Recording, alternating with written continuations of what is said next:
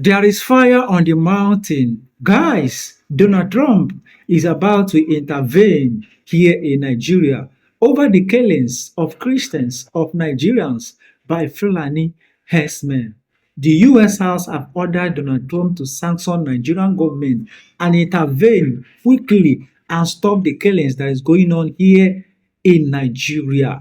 Few weeks ago, the news went viral about one Jackson that was sentenced to death by Nigerian court for defending himself from Fulani herdsmen. They came to unalive him. This man managed to turn things around and defended himself, unalive the Fulani herdsmen.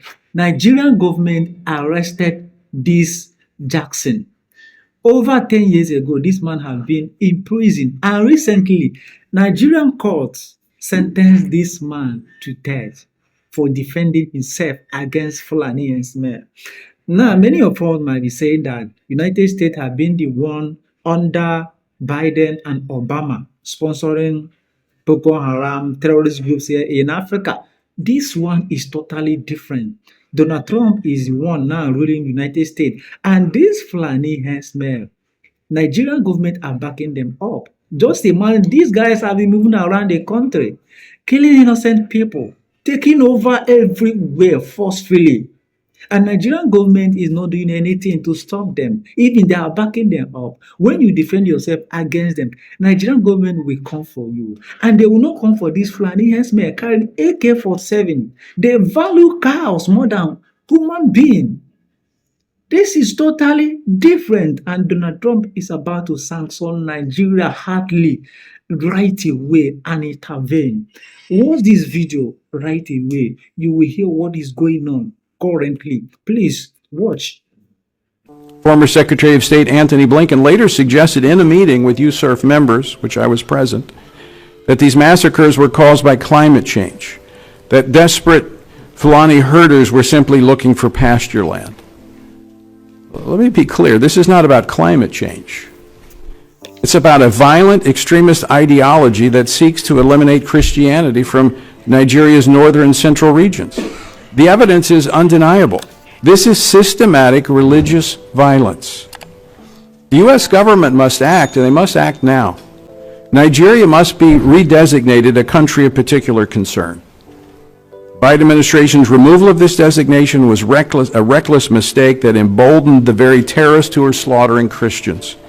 The evidence overwhelmingly meets the legal threshold under the International Religious Freedom Act of 1998, which requires CPC status for governments that engage in or tolerate severe violations of religious freedom. Before we see some of the important highlights of the hearing conducted by House Foreign Affairs Subcommittee on Africa, they titled it Conflict and Persecution in Nigeria. This subcommittee is under the House Foreign Affairs Committee, and like Rep. Chris Smith said, they have authorized President Trump to redesignate Nigeria as a CPC. And of course, you know, if they redesignate Nigeria as a CPC, it means there might be sanctions coming the way of Nigeria. Now, the Nigerian government has responded to this. By the way, this event happened 2 days ago. They have released a statement through the Ministry of Information denying that any Christian persecution is going on in Nigeria. The facts speak for themselves. Going by the testimony of the Reverend Father from Makurdi, the past 10 years alone, more than 55,000 Christians have been killed in Nigeria. Let's see the press release by the Nigerian government. The Ministry of Foreign Affairs expresses deep concern over the recent wave of misinformation and misleading reports alleging targeted killings of Christians in Nigeria.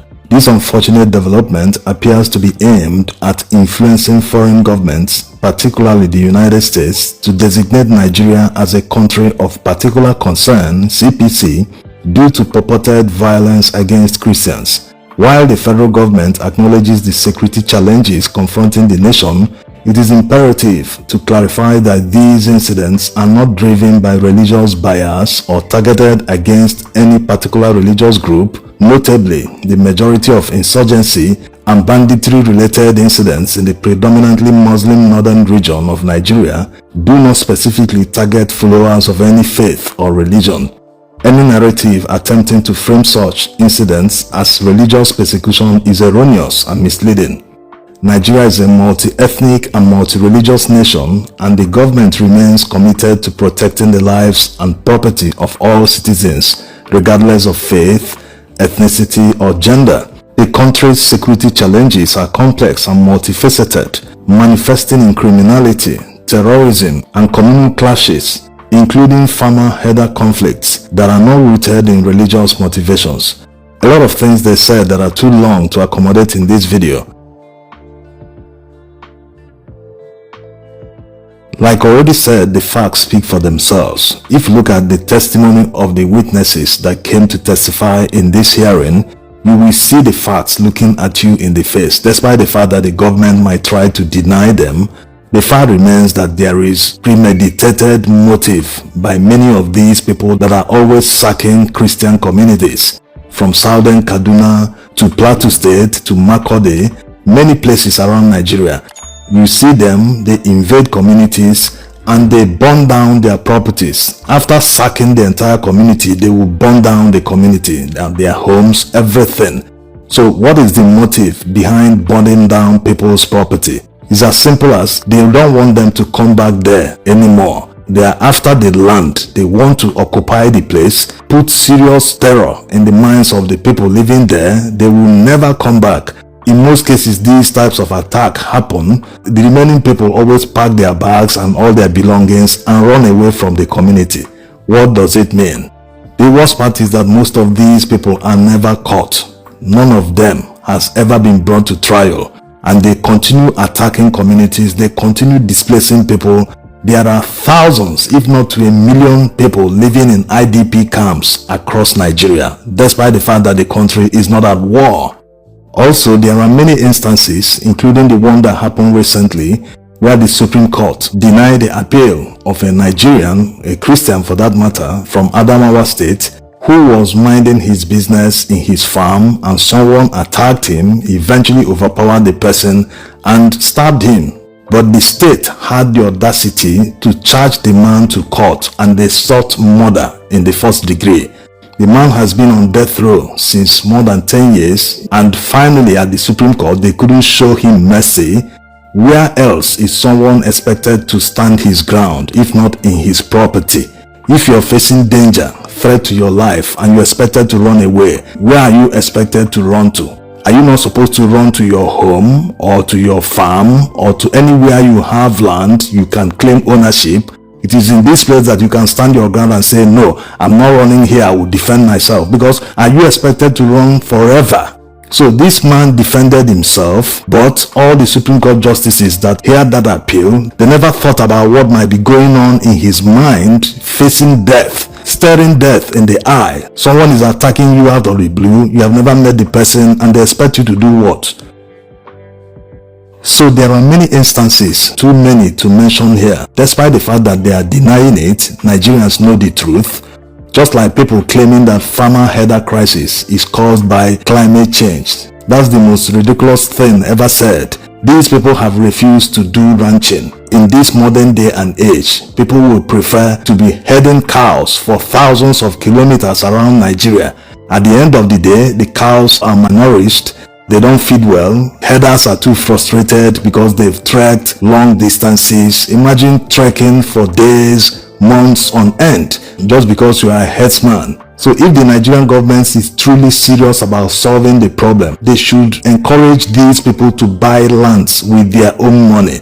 They are doing business. Do you know how much a cow is being sold today? Some of these cows cost over 1 million naira. So it's a huge business. They should be able to use their own money to buy land like every other business does and do ranching. But they are so entitled, going as far as killing people just to feed their cows. So it doesn't make any sense that the government has refused to solve this problem for many years. Getting to a decade, it started.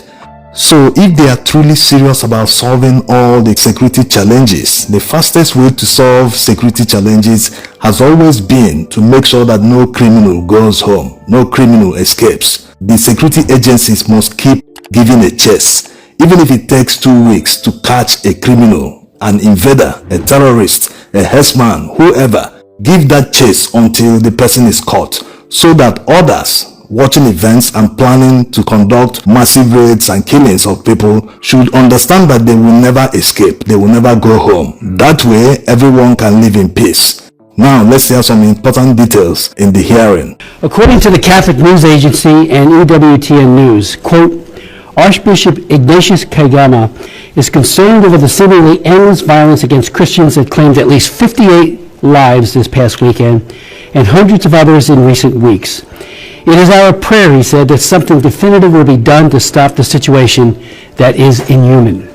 Shockingly, that was more than a dozen years ago and part of my opening remarks at a hearing that I held on July 10th, 2012. One of several hearings, 8 in all, on religious persecution in Nigeria. And since then, things have only gotten worse. 1 year later, in 2013, I visited Archbishop Kagama in Jos, Nigeria. We visited churches, 5 of them that had been recently firebombed by Boko Haram, and spent hours listening to survivors tell their stories. Despite their numbing loss and pain, I was absolutely amazed at the survivors about their faith, very deep faith, their courage and resilience. They were not going to quit, but they were looking to the government for help, and it was not coming. I also met with an evangelical believer named Habila Adamu. Dragged from his home by Boko Haram terrorists, he was ordered to renounce his faith. With an AK-47 pressed to his face, he was asked, "Are you ready to die as a Christian?" With extraordinary courage, Habila answered, "Yes, I am ready to die as a Christian." He was asked a second time, and he repeated his answer. His wife was pleading, "Please don't kill my husband." And yet he said, "Yes, I am ready to die as a Christian." This time, the terrorist pulled the trigger. A bullet ripped through Habila's face. He crumpled to the ground, bleeding profusely, left for dead. By some miracle, he survived. I met him at an IDP camp in Jos. I asked him to come to Washington to tell his story. He did. And at the congressional hearing, he said this to our subcommittee, this subcommittee: "I am alive because God wants you to have this message. Knowing Christ is so much deeper than merely knowing Boko Haram's story of hate and intolerance." He closed his testimony with this: "Do everything you can to end this ruthless religious persecution, but know Christ first." To the end, everything he did was to witness, to radiate his love for God, but he was also calling on us to get involved and do something. Since then, however, the wanton violence against Christians in Nigeria has grown significantly worse. A couple of days ago, the Pillar Catholic reported, and I quote, "While Christians are receiving ashes last Wednesday to begin Lent, news broke out in Nigeria that a priest had been brutally murdered by kidnappers who had stormed his rectory the night before and kidnapped him. With deep sorrow and righteous indignation, I condemn in the strongest terms the relentless and tragic wave of kidnappings, targeting priests, pastoral agents, and the faithful," Bishop Kundi said in a March 7th, just a couple days ago, press conference, which expressed outrage over the kidnaps and the brutal murder of his priests. After 64 years of independence, the country still struggles to cultivate a national identity rooted in basic freedoms and dignity for its people.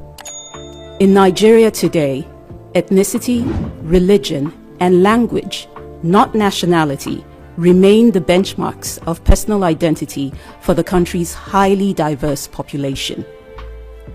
While Nigeria has witnessed repeated ethnic and religious clashes over the years, its ethnically and religiously diverse population is not the problem or the cause of these conflicts.